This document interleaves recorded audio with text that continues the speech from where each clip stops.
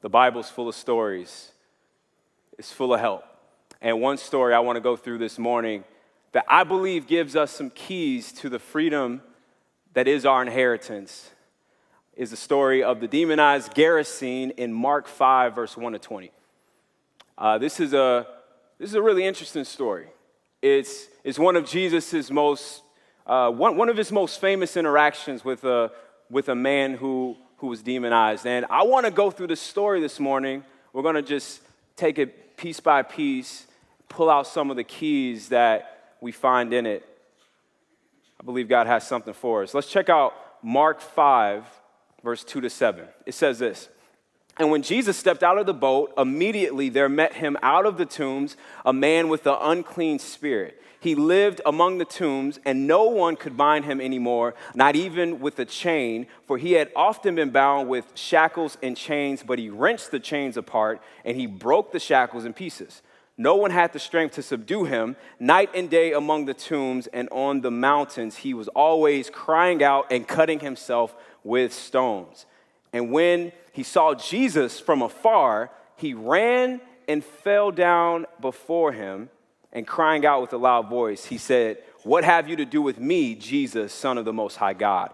I adjure you by God, do not torment me.'" Okay, that's pretty weird. It's a little strange, that story. Jesus and his disciples, they get out of the boat, right? Immediately, this oppressed man runs and meets them.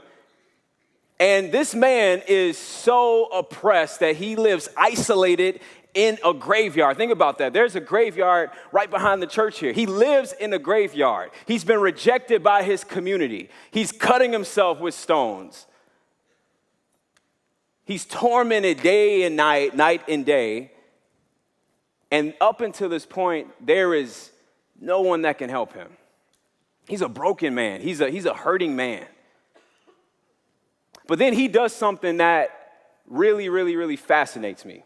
This is really interesting. What he does is when he sees Jesus, he runs from the tombs and then he runs towards Jesus and he falls down at Jesus' feet.